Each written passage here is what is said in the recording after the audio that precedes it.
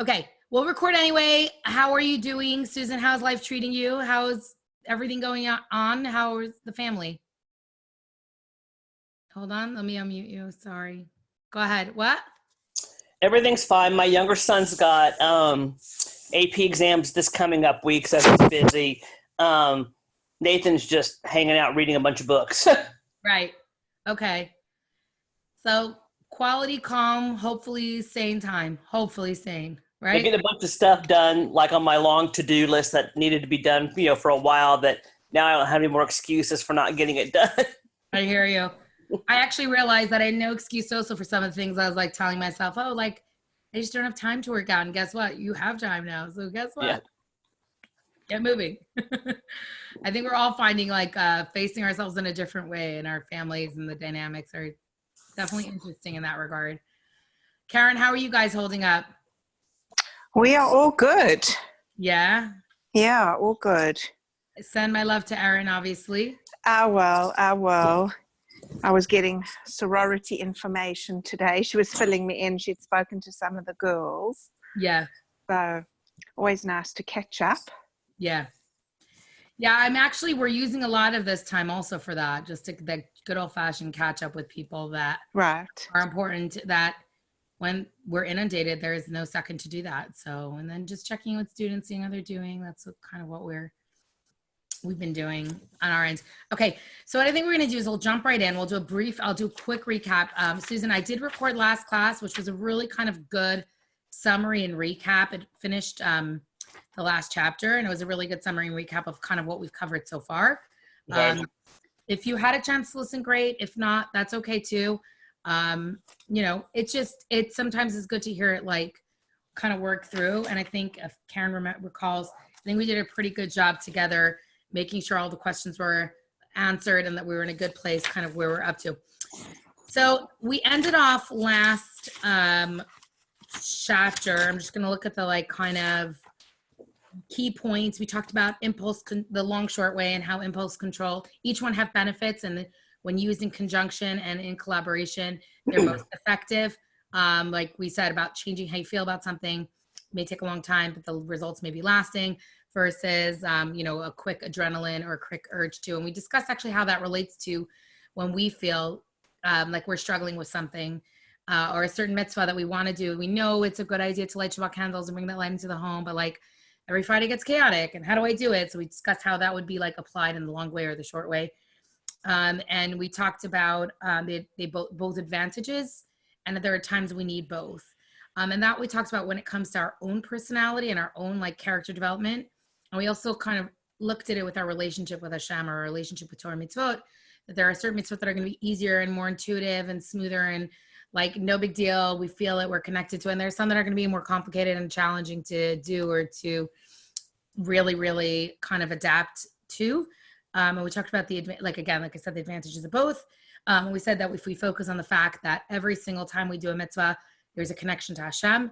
And it's an eternal connection because God is eternal. Mitzvot, the Torah mitzvot are God's. We define them as Chachmato Ritzono Shel HaKadosh Baruch Hu, which literally means God's will and God's wisdom. So it means it's like what God wants out of us. And so we talked about how when we tap into that notion, that actually can help us, take that mitzvah and do it in the right way. Okay. Then this next chapter, actually, I really like this chapter, this section. And it will probably take us 2 weeks to get through, as they're all taking about 2-3 weeks. And that's okay, because there's no rush. When it comes to learning Torah, there's no rush. So we talked about in this section, we're talking about, it's great that the Alter Rebbe basically gave us these tools to understand why we struggle, right? And to find the inside, this duality within ourselves, this dual soul, the animal soul, godly soul, and how the inside may feel one way, but the outside has to express itself a different way. And that duality, that paradox may feel like a lot of pressure. We talked about some technique. So that was like one whole section. Then we talked about some methods and techniques of understanding and framing how we can gain that impulse control, how we can gain that ability to override maybe a negative voice within, or a negative push towards doing something that's not healthy or toxic for ourselves or for others, those we love. So we talked about that. And now the Alter Rebbe is going to discuss. So now we're having now we're getting to the tools. Right, the first major tool was mind over emotions. We talked about the ability for the mind to actually control the emotions. The second one we talked about is understanding the long way to affect change, the short way to affect change, the power of a mitzvah, the eternal power of that connection. And now we're going to go further because Alter Rebbe is going to address that while all of these are wonderful, and Susan, if you want to recap in a sense, if you don't have full time for that class, the end of the last chapter on page 60, there's a really good 5-point recap of the chapter before. I didn't get a chance to watch it, but I'll watch it this week. No worries. Yeah. There's no pressure. If it works, it works. If not, recaps there. This is not meant to be something that adds pressure. I feel like we have enough pressure in our lives. This is meant to be something that we enjoy, that enhances life, that uplifts us. It's not meant to stress us out. So God forbid, no stress, no added stress because of this, right? Never. Okay, so now moving forward, we're going into, I love that chapter 4. It's on page 65. It's called Joyride. And why do I love this? Because I feel let's read the introduction and then we'll talk. Anyone want to read the introduction? Susan, do you mind reading on page 65, the Joyride, the introduction? It says a Hebrew word in there. It says simcha. Okay, simcha means joy and happiness. I was on 67, sorry. Okay. Oh, that's okay. You're good. Is your glass half empty or half full? The answer lies in the perspective you choose to take.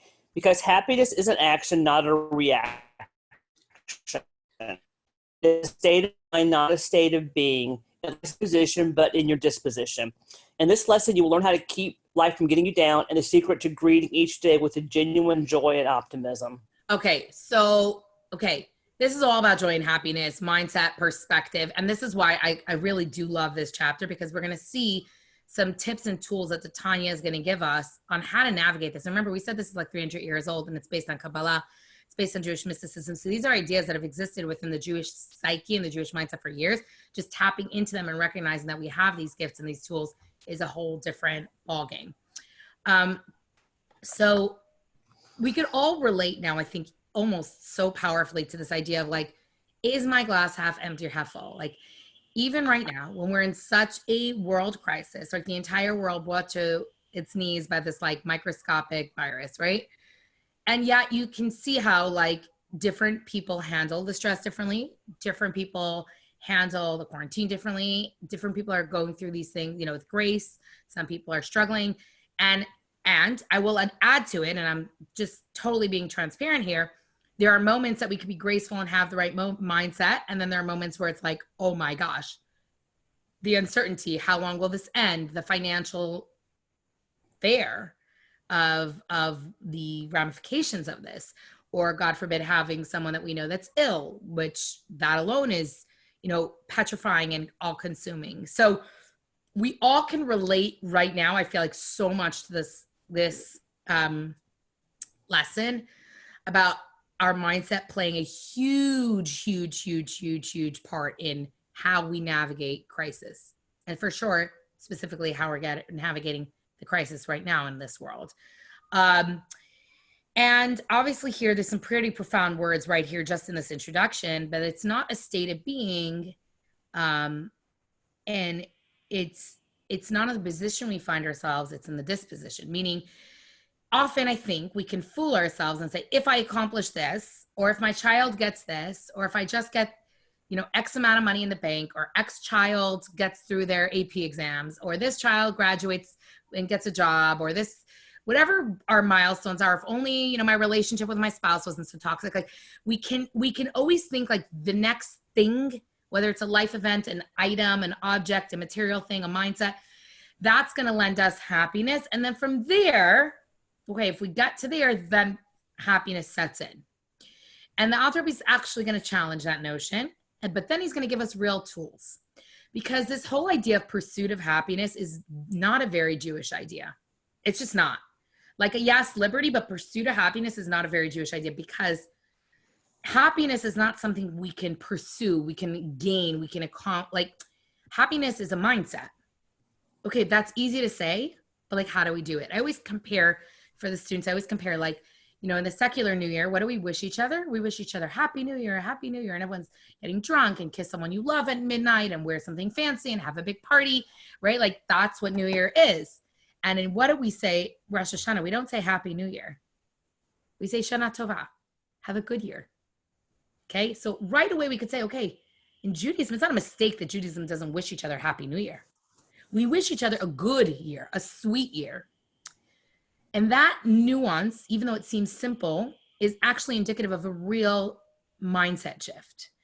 And here in this, so it's great to understand, fine, that, and we can all as mature adults understand that when our child pursues happiness, I have one of my children right now is trying to convince me that if he gets a smartphone, then his life will be happy. Like any issue he's having right now, it's because he doesn't have a smartphone. And I'm like, that's not how happiness works.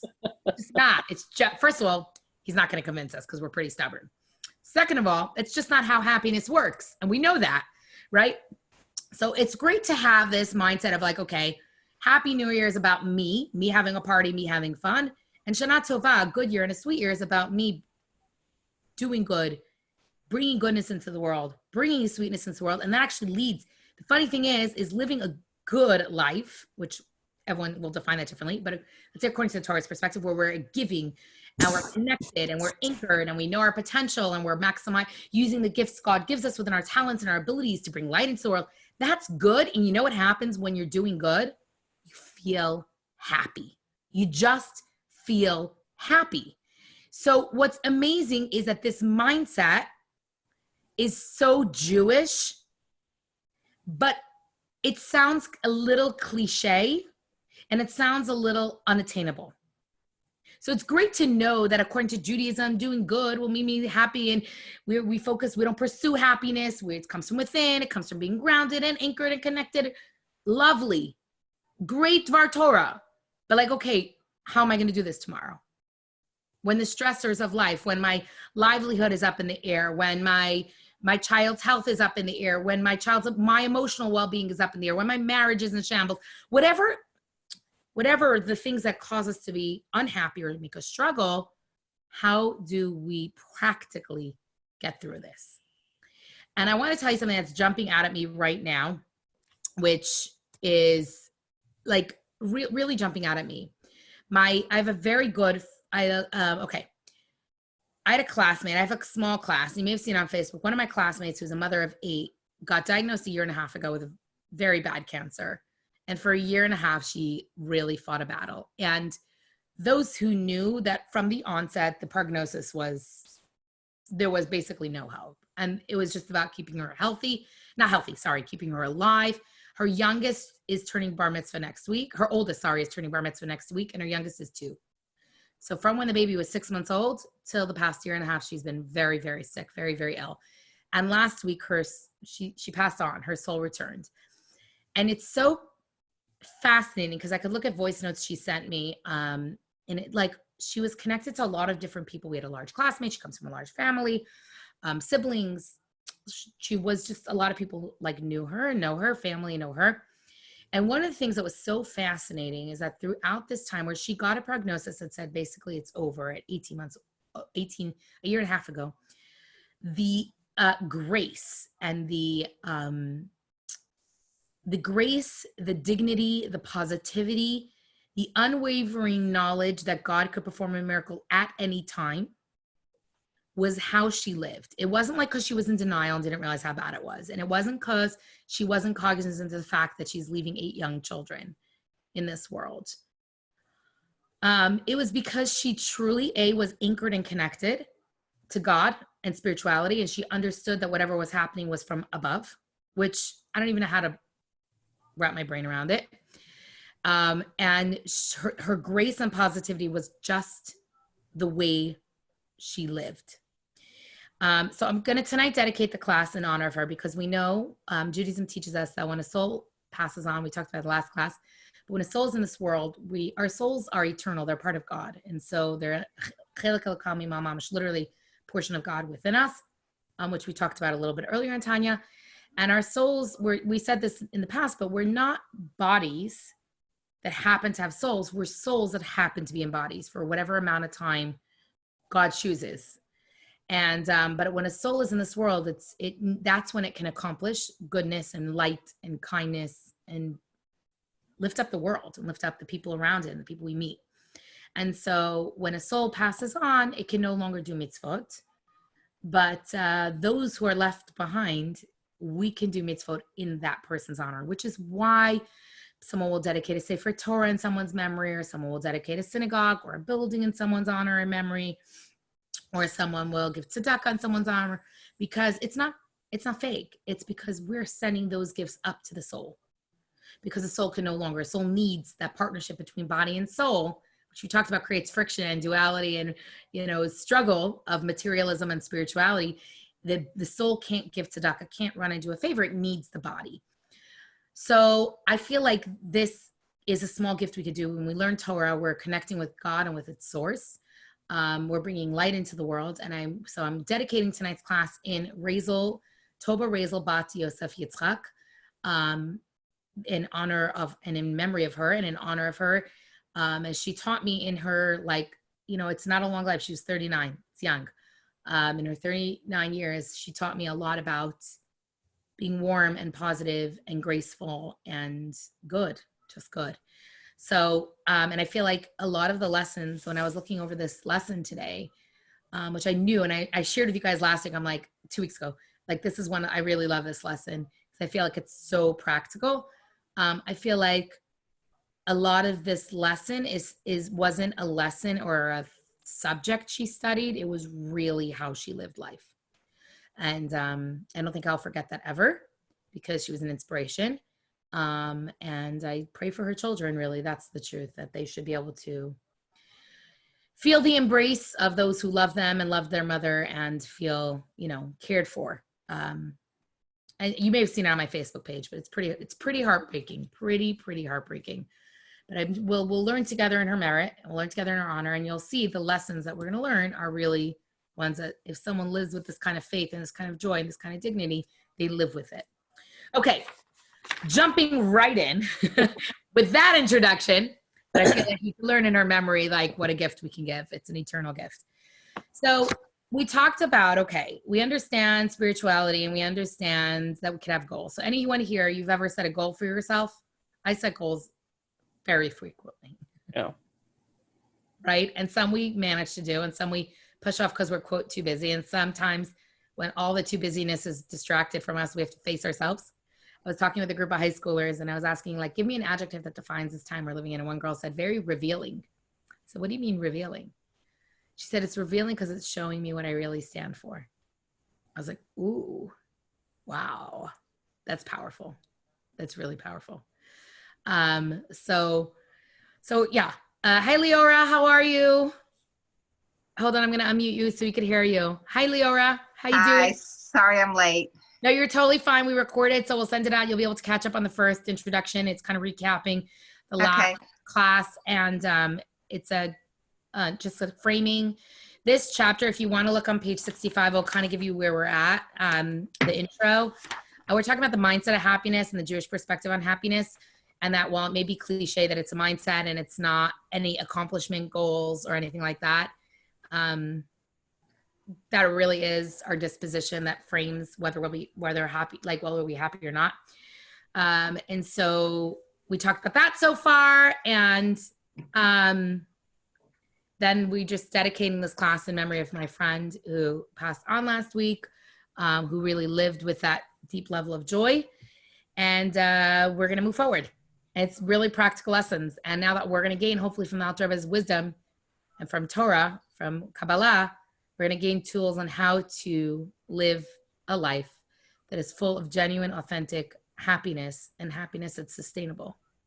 Even through crisis, even through challenges, even through ups and downs. And we all know the entire world is living through this right now. We're living through this massive, weird moment in history, right? So we're going to discuss that and how to navigate that. Okay. So the first three chapters, I'm not saying lessons, the first three chapters were kind of more instructional. They gave us tools to understand the Beinoni, to understand why we struggle, to understand how we could lack the stamina to override the struggle, talked about what can thwart our progress and maximizing our potential and doing mitzvot and doing good things. We talked about the long road and the short road. Now I want to mention this, and this is a huge disclaimer before we go through this chapter or this section, which will take us a week or two. This section, the Alter Rebbe's dealing with happiness and joy. And I think it's really important to set aside joy and happiness and clinical depression, okay? Because there are definitely a lot of tools, whether a person is clinically depressed or not. There are a lot of tools that the Tanya combined with good therapy or good medication. Like Tanya has incredible tools, but this is not a replacement for like therapy or medication. I just feel like I literally need to make that disclaimer because there are times like you don't want it to seem like, okay, like I need help or someone needs help, but like they're weak. They're not. There's chemical imbalance and we have to acknowledge that. And, or, you know, I feel like we have to make space for that reality. And this does not replace therapy, but it certainly is good tools. Like when combined with therapy or anything else, when someone is struggling, this will be really, really positive tools that can really help us. So that being said, with that disclaimer and that dedication and that introduction, we're actually hopefully ready to start. We said just now that we're bodies that have souls, right? So there's this eternity to who we are in ourselves and our soul. And what we're going to do is talk about how we can see the experiences in our life or the moments that we're not happy or the challenges and the struggles, not from the vantage point of ego, self, and body, but actually of soul and spirit. And that sounds like a really tall order, especially considering I just said this is going to be a very practical section. So that seems like too, like, really, Maya, I'm going to see my life through the spirit, the lens of a soul and a spirit. Like, what mountain are you on and what are you smoking, right? No, right here with you, sitting, actually hiding in my bedroom because every other corner has a child doing and making noise. So you're actually, literally, I'm hiding in my bedroom right now. I don't usually invite everyone into my bedroom, but hey. It's just a small corner. It's the quietest spot right now. So we go with that.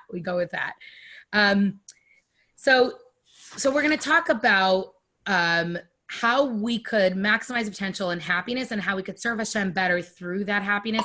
And what are some potential, Alter Rebbe is going to kind of give us like very clear picture of like, what are some of the pitfalls that prevent us from maximizing our potential, right? If in the section before, Alter Rebbe talked about the long way and the short way. So that's great.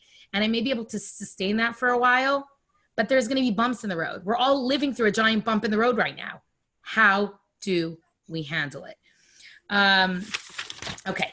So if someone could just jump in and read right now, page 66, that would be a great opportunity.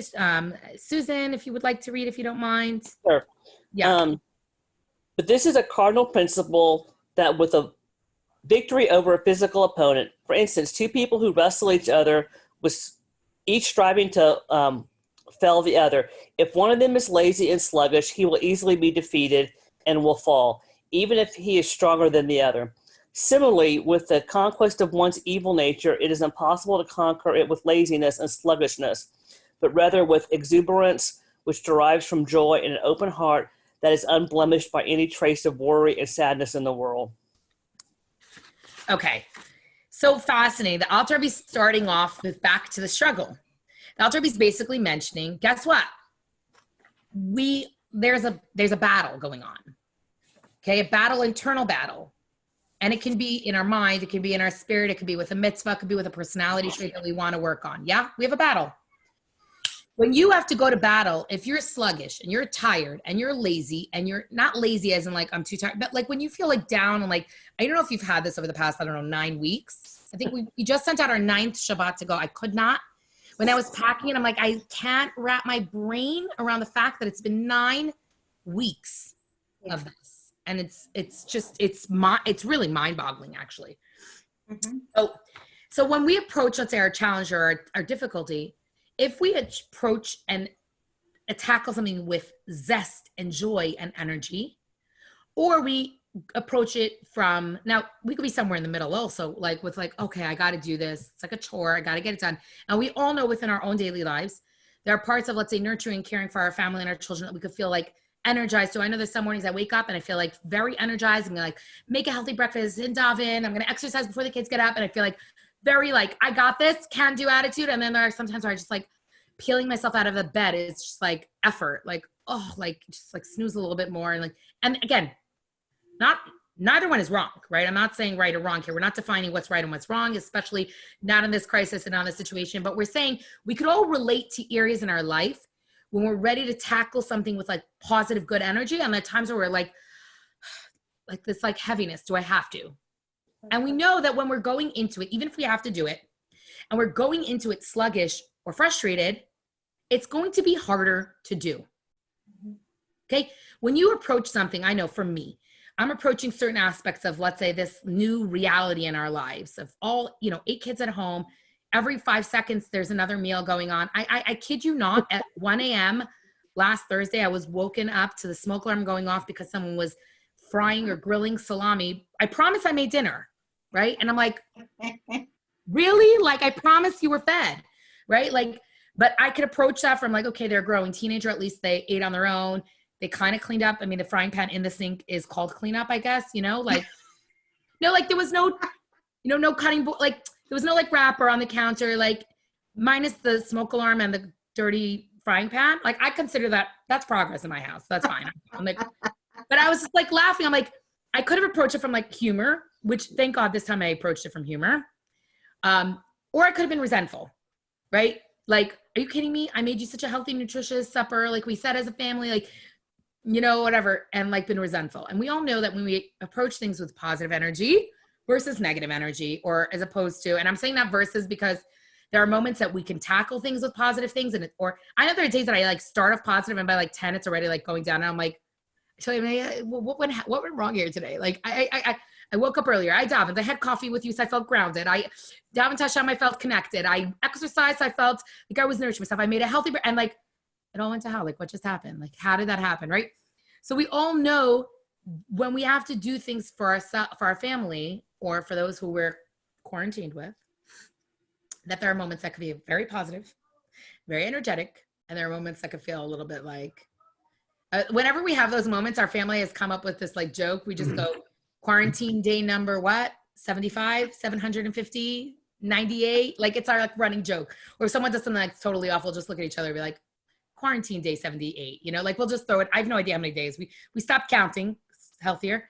But it's just like a running joke. Like, okay, we all acknowledge that this is not normal, So what the Alter Rebbe here is saying, that we have to understand this principle that if you had a physical opponent, we all could say it. If 2 people are wrestling or 2 people are playing basketball, the person who's lacks energy, lacks zest, is not going at it properly, is not going to have the stamina to persevere and to overcome and to succeed. And so the Alter is saying the same thing with us. We have a personality, and we have a nature, and we have mitzvot that we struggle with and mitzvot that are easy with. If we approach those challenges with energy, with zest, with drive, guess what? We could overcome much easier. Versus when we're like dragging our feet and like resentful or lethargic or sluggish, and we can all understand we all know what that looks like. I mean, I can't speak for you, but I could say for my home, I know what that looks like in my home, okay? But what I find so interesting in this quote that the Alter Rebbe says, and I feel like it's setting a really high bar. Does anyone see something in this quote that the Alter Rebbe said, like kind of sets a really high bar that seems very unrealistic?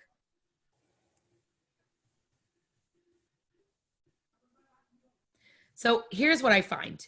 The last sentence seems not like it's for humans with personalities, with ups and downs, right? What's the last sentence? So it's impossible to conquer. And then the last sentence after the dot, but rather with exuberance, which derives from joy and an open heart that is unblemished by any trace of worry and sadness in the world. That bar seems impossible. Not realistic. Why? Explain why you think it's unrealistic. I mean, I think it's unrealistic. But I'll just say, so what do you think? Human, I have little worry, ever slight worry. Here it says, but no trace unblemished by any trace of worry or sadness. I think all humans have a little worry about something, or sadness. I mean, I can only speak for myself, but like, I'm sure that everyone has a little worry. But Right. And also like, it's not even going to the level of like, don't lose your cool. Like you may feel worried or sad, but keep it together. Like that I could say like, that's hard. But like, okay, that's still like hashtag life goals. Like still something I would want to accomplish. Like minimal freaking out. Okay, I get that. But an open joy and openness of heart that's unblemished by any trace of worry and sadness in this world seems just impossible. right. It really does. So what is Right. the Alter Rebbe asking of us here? Like, why would the Alter Rebbe, if we said this is a book, Sefer Shel Beinanim, it's a book that's for the intermediate. It's a book for the people, you and I, the people who are on the struggle bus daily, trying to overcome our, challenges, our natures, our personalities, the parts of ourselves that are like maybe not our proudest, finest, whatever self. Then what are we talking about? And it's the best to strive for the, the highest joy and the highest open heart. Right. It says no trace of worry and sadness, but I mean, realistically, it doesn't seem possible, but you can try for the highest, exuberance that derives, joy with an open heart and an open heart. You're saying that it's a good goal? It's a good goal. Even if it's unrealistic or seems unrealistic? Well, I personally don't think a good goal is unrealistic. I mean, you have to have a realistic goal for it to be achievable, but. So how do we get there? And so, okay, interesting. And I appreciate what you're saying, Leora. I feel like you don't want to set a goal that's totally, it's like me saying I'm running a marathon tomorrow. Like, that's great. Right. I am not. Even if I set it as a goal, it's like, okay, shkoyach, like try to run around the clock for 5 seconds. You know what I mean? Like, maybe we can do that. Right, exactly. Like build up. Like maybe in a year from now, I'll train and work and get, whatever. So here the Alter is really going to introduce to us a different lens to see life and to see our experiences through. And I think that it's a drastic paradigm shift from the way the world and society sees things. And it's something that is certainly nice to be aware of, even if it's not a tool that you could utilize right away.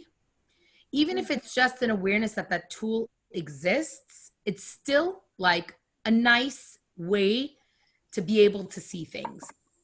So the Alter Rebbe basically is going to explain that there's a spiritual lens, or a lens we could see every single thing that happens in this world. And every single thing that happens in this world as good from God. And that God is good, and everything that happens in this world is good. Okay, example, you walk by and you see a baby strapped down and a man standing over the baby with a knife, you're going to say that's terrible. We understand that they're about to do open heart surgery for save a baby's life. You're going to have perspective that there is a reason they're doing it. I remember very, very starkly, and I'm sure, we're all mothers here, so I'm sure everyone could remember a moment where you had to do something so difficult for your child, and it was painful for you to be causing that pain, but you knew it was for their good. Like the time you have to hold a child down for them to get immunization. I knew you were going to use that example. You know what? I want to tell you something. I remember as a mom, I was a young mom postpartum, and Menachem was yellow. It was jaundice. So we had to see if we could do a bris or not. And I took him for a blood test, and I remember holding down my screaming newborn baby, and they were taking the blood test in his heel. I think I'm reliving the trauma right now. You know what I mean? And I'm actually very calm with blood. I'm very even tempered usually. Like I don't freak out, and I remember like holding my baby down. Yeah. Like, oh my God. I actually at a certain point walked out of the room, and I made Yessie do it because I was like, I can't. And it was so, I mean, I was also probably the hormones were not making the situation better. Less than a week postpartum. So, but I think like we all have those moments where, and it could be harder than that.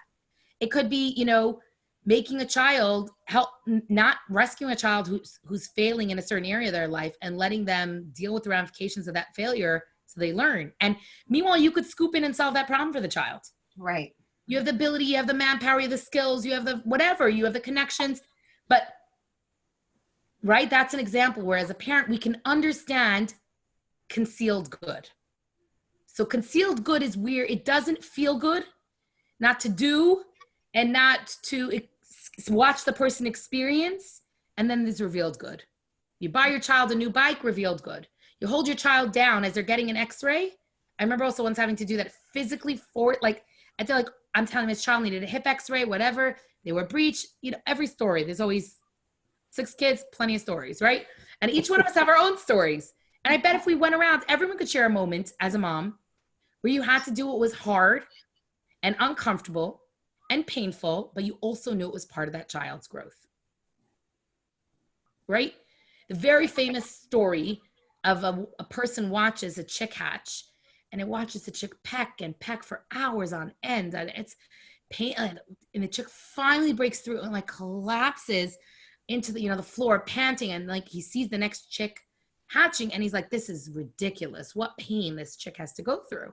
And so he helps peel the shell back, and the chick emerges and dies right away. Oh. Why? The chick needed to build the muscle of resilience and lungs and strength in order for it to survive. Okay? So we understand that the pain often doesn't mean that we're not gaining. Now, it's easy to say, and I'm not discrediting anyone's own personal pain, their family's pain. It's easy to say, and it's a lot easier to live. I'm not, God forbid, I hope anyone does not take this as this. We're discussing the theories and the philosophies that Judaism, Kabbalah gives us to understand the world we're living in.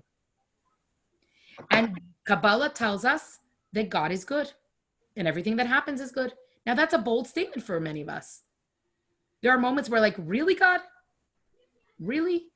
I'm looking at my, you know, the 39-year-old friend, 8 kids, really? Like, you know, it doesn't feel good. It doesn't look good. Okay. That is, so we cannot understand necessarily what that is, but the Alter Rebbe is going to basically bring us back to that core fundamental Jewish principle that God is good and the world is good, and that there's revealed good and there's concealed good. There was once a man, and I remember this kid's book. I remember this as a kid. There was a kid's book, and actually I think I took it from my mom. My mother gave it to me, like, for my kids, took it from her house for my children, where there's this sage that wanted to travel with Elijah the prophet on his journeys. And he begged, he asked, fine. So Elijah says, no problem. You can come with me on my journey. However, you cannot say a word. Don't question, don't ask why, nothing, not a word. You say a word, journey's over, you go home. Guy says, okay. So he goes out with Elijah. They go on a wagon. They go, fine, they're traveling, come to this rickety old house, the edge of the woods, one skinny cow, one little chicken. Open, they knock on the door. They say, we're traveling. We need a place to stay. There's a home with a, you know, little wooden bench and one tiny pot of what porridge-ish situation, a little, you know, crusty bread. And they say, can we stay? And the old man and the old woman, and they say, sure. And they move over there, clearly making their bed away, their straw on the floor, give them some of their soup, give them some of their crusty bread. They go to sleep. The old couple goes to sleep. And then Elijah wakes up. They leave. In the middle of the night, Elijah says, okay, come on, we got to go. They leave. And Elijah goes, whispers something into the cow's ear. Their one single little cow collapses on the floor, dead. So the man's like, okay. Anyway, they go to another stop, and there's a wealthy man with a wealthy home. They say, hey, can we stay? He doesn't like having guests, no hospitality. And he says, okay, you know, fine. I guess the stable, there's some straw there. If you want, you could stay, whatever. And the guy's sitting down with a nice, you know, creme brulee, prime roast, whatever, delicious meal. He gives them some, whatever, leftovers from yesterday's lunch. And they go to sleep in their little spot. And then Elijah wakes up and says, come on. He wakes up and goes to the backyard. There was this wall that was, you know, mid-construction. He puts the cement, finishes building the brick, the wall built. There's 1 or 2 more incidences, but those are the 2 I'm going to focus on. The man doesn't understand. So finally he says, I don't get it. What's going on here? I know this means the trip's over, but explain what just went on. Explain what went on. They were so hospitable. They were so kind. They had one measly cow, and you killed it. This guy, you helped him finish his construction project. I don't get it. So number one, you're right, the trip's over. But number two, I'll explain to you, this is an example of revealed good and concealed good. On high in the heavenly court, there was an edict, a decision, that the old man's wife was supposed to die that week. And one testifying angel came and said, what are you saying? These couples all their life had nothing and have been so kind to everyone. So the heavenly court decided, okay, let's challenge them. And if they pass the test, they won't die. She won't die. And sure enough, what happens? That Elijah was going to give them the test. They passed with flying colors, and the cow died in her place. He says, okay, fine, I understand. But what about the rich guy who was a miser? Why would you help him? He said, oh, we don't know, as he had money. But actually, right where that brick wall, the wall was going to go, there's actually a treasure buried. And he failed the test, so we built the wall so he'll never discover it. Okay, why do I share that story? I remember reading this story when I was a young child. Is that often in life we see blessings and we see good, and sometimes we don't see good. So I want to tell you a very brief story that happened to us. We were just reminiscing about it last night, so I'm going to share it with you. When our triplets were 18 months old, we thought we were superhumans. We weren't. Traveled to New York, road trip. We stayed for 5 weeks, family, and we're going around visiting everyone as if it's normal to schlep around with toddler triplets. We ended up in someone's house for Shabbat, a family member. And on Sunday, it was a July 4th weekend. I don't think I'll ever forget this. It was a Sunday, it was July 4th weekend. We're in the house and we suddenly hear a shriek. And we go and we see one of our toddlers, Menucha, bright red, with hot scalding water pouring out of a jacuzzi. We grabbed her, we put her in, sat in the bath with her, cooled her down, took her to the ER, skin doctor. She had burnt 10% of her body, 2nd and 3rd degree burns. It was pretty bad. She ended up with, her fingers, we had to come back, a doctor. We had to make sure she didn't get, scar tissue. It was a trauma, no doubt. And what happened was they had been doing construction and they had just moved the hot water heater. And when they moved the hot water heater, the guy turned it all the way on high. So it was basically boiling water that came out. So Yassi and I, for a while, we were very resentful, sad, frustrated. There were crazy bills in the hospital because insurance wouldn't cover. We were out of state. It was she was traumatized to go in water. We were mad at the people. We're just in a negative space about the whole situation, let alone the bandages and the worry and the care and the concern. It was her face, it was her chest, it was her hand. It was traumatic. Only later did we realize actually that was quite a blessing, because had the water not been boiling, I don't know if she wouldn't have drowned.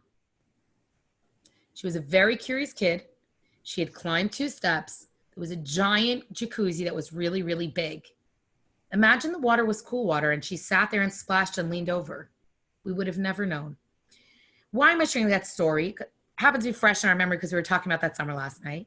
I think sometimes in our life we have that hindsight vision where we could see where something is revealed good or concealed good. And there's a lot of times we can't. But what the Alter Rebbe is saying is we have to understand that God is good and the world is good. And again, way easier to say, way more of a cliche,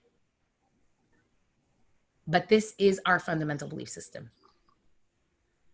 And I bet if we ran around and if we were in a room and we had time, we would go around and say, everyone could think of a moment in their life where they felt it was their darkest, hardest, most challenging moment, but it led to light.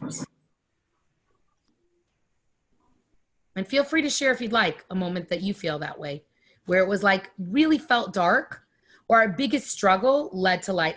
I know for me, I was the child who couldn't read till I was 9. I thought I was a stupid person. It took years to undo, but it made me a more compassionate teacher. It led to light in my life where I was able to see things differently. And I bet each of us have those things, those experiences, those moments that could feel like a crisis or could feel all consuming or could feel so negative, but there's light from it. And hopefully we see that light, right? At some point. sometimes it's not right away, but sometimes we'll figure it out later. It may be years later and you go, oh, that thing that I thought was really bad helped, maybe not me, but maybe it helped someone else, or like there are things that are good that come out of something bad. Leora, could you share an example? Do you feel comfortable? Yeah, that's no problem. Well, one thing that was coming to my mind when you said that was I was diagnosed with lymphoma, and anyone who's diagnosed with any type of cancer, you think the world is just crashing down. But because of that, I was able to change my life, and it was not easy. It was not overnight, but small changes over time to make myself healthier, to make my environment healthier. Not that I'm in the best health yet, I'm not at my ideal weight or whatever it is, but I made a lot of steps along the way. And along those steps, my husband follows suit with a nutritionist and discovered things about his health that he would not have discovered had I not have been diagnosed. So there are things like that happen over time later that you would not have realized had this other thing that you feel is like your entire, like, end of the world, like, you think I'm going to die, basically. When you get that diagnosis of cancer, you have to analyze it, and you take one step at a time, and you realize that maybe it's, you can conquer it. You do the best you can. My situation wasn't as bad as for some it's, is worse, and you have to take a day at a time, and you conquer what you can, and you make changes, as you can. It's, it can be overwhelming, Right. Things that happen in your life that you don't expect or can be overwhelming, but it's hard to take a day at a time, and you go through moments of, I guess Darkness. Yeah, it wasn't depression, but It could be depression also. It's hard. It's very Crying, and it was a lot. all the symptoms.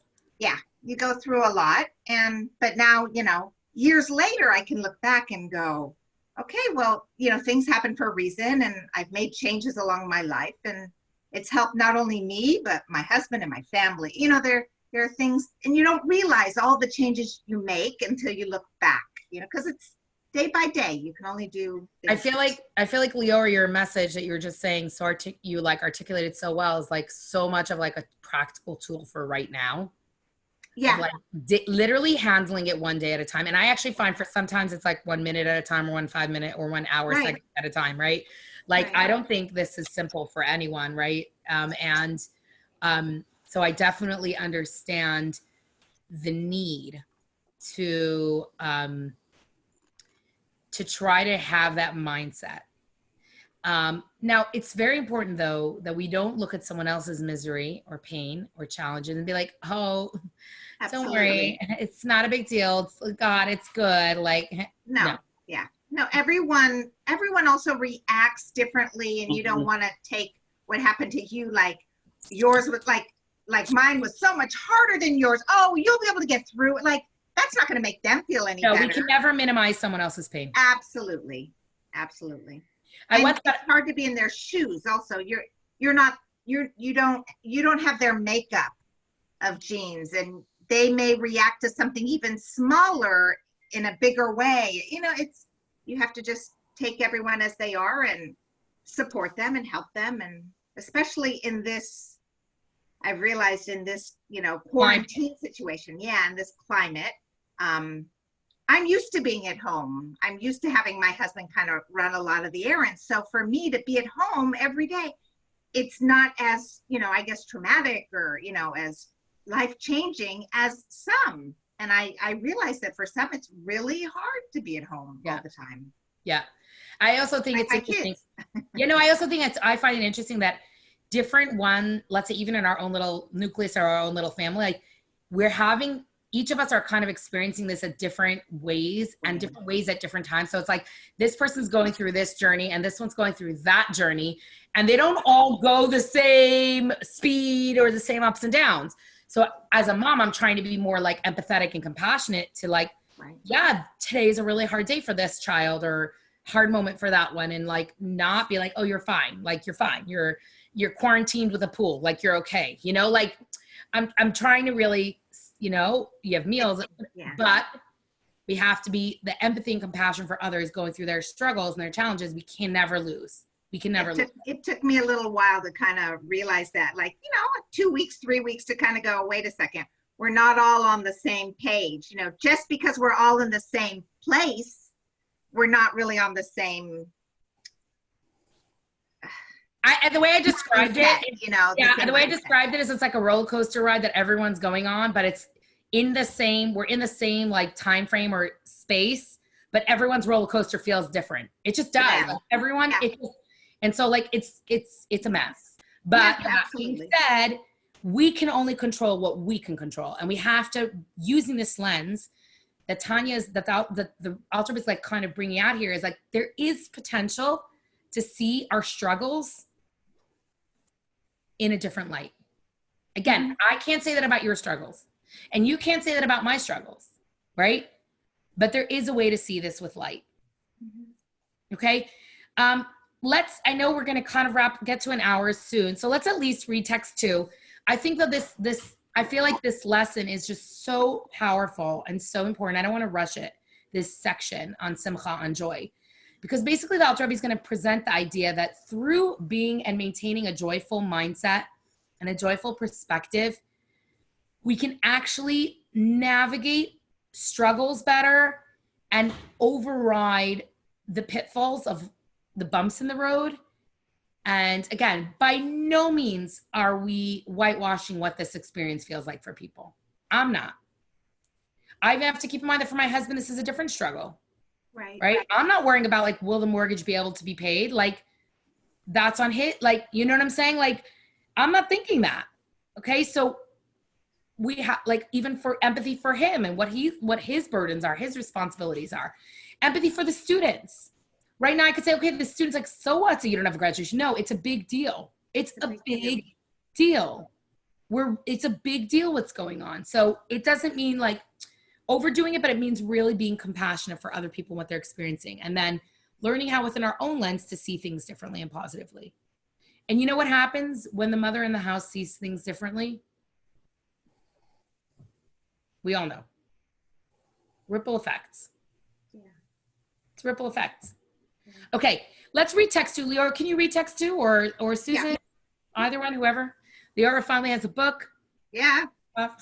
Sound advice has been offered by our sages on cleansing one's heart of all sadness and of any trace of worry about worldly matters, even children, health, or livelihood. The Talmud explains that one should accept misfortune with joy, just like the joy in a visible or obvious good. For this, too, is for the good, except that it is not apparent and visible to mortal eyes, for it stems from the hidden world, which is higher than the revealed world. Okay.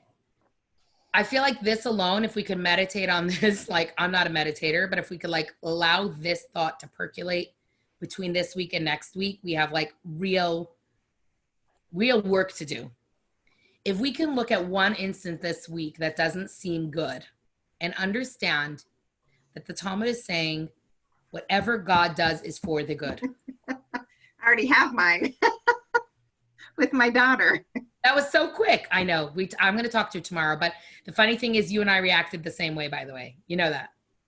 Oh, good. Like, it must be okay. Like, I told her it's Hashem's way of saying that there's a different path. And absolutely. Like, oh my gosh, my mother said the same thing. I said, okay, we'll talk about it tomorrow. We can, well, we'll tell Susan after. You could go ahead. Go ahead. Well, my daughter applied to a program and she wasn't accepted. And she was counting on it. And she was working really hard. Yeah, she worked very hard and it's very disappointing. So, you know, she just has to look at it the other way and go, well, you know, Hashem has a plan. Maybe this wasn't her plan. And so, you know, she'll talk to Manya and get some advice and her counselor, but she either reapplies or she takes a different path. So, right. Yeah, there's a reason. Right. There's a reason. It's hard. She may not know now. He may not You know. know what? You know what? I'll tell you what though. She didn't say like, I need to talk to you about this. I wouldn't say to her, it's fine, you'll be okay. You know what I'm saying? Because she said like, I need your guidance. I need your perspective. I need your thoughts on this. How do I navigate this? So then I could say to her, look, it's clearly Hashem's way of saying this is not the door that's meant to be open right now. Right. Right. So I think in a way, and we'll wrap up with this, I think right now, as uncomfortable as our reality is, and it's really uncomfortable. I'm not saying it's a comfortable reality. And I know Karen, you and I would like 2 weeks ago, we were talking about a little bit what this means for each family. It's not comfortable, but I think we can take this idea that there is good in this. And maybe we could think once this week, how can I reframe this? How could I pivot and go in a different direction and shift perspectives and see the good in this? Mm-hmm. And that alone, goodness, revealed good and concealed good, good that comes from a higher source that translates in this material world as not good. Lord, we could spend a year discussing this. A lifetime discussing this. But I think there's something really practical to take away from here, from just this lesson. And for next week, we will continue on with page 68. I think it's a good stopping point because the next Alter Rebbe is going to get into guilt and shame and the vicious cycle of guilt and shame. So buckle up, ladies. This is a fun chapter. Joy, guilt, shame. We don't know anything about any of these subjects, do we? Was everything clear for today? Yeah. Okay. Yes. Karen, good? Yes, all good. Apropos. Right? I felt like I'm telling you, when I looked at this lesson last week, I was like, Lord, oh Lord, do we need this right now? We need to hear it. We need to learn it. We need to let it ruminate. We need to like marinate in this idea. It's going to be good. And I have to say, ladies, thank you for sharing. This is one of my highlights of my week is learning together with you. So Thank you for your time. Thank you, Manya. nurtured Have a and good nourished week. and connected. And I appreciate your time. You're like taking the time for this. And I love learning. So, and I love teaching. And I learned so much from learning together with people. So thank you. Thank being you for connected. teaching us. We will to be continued next week. Good night. Good night. Bye.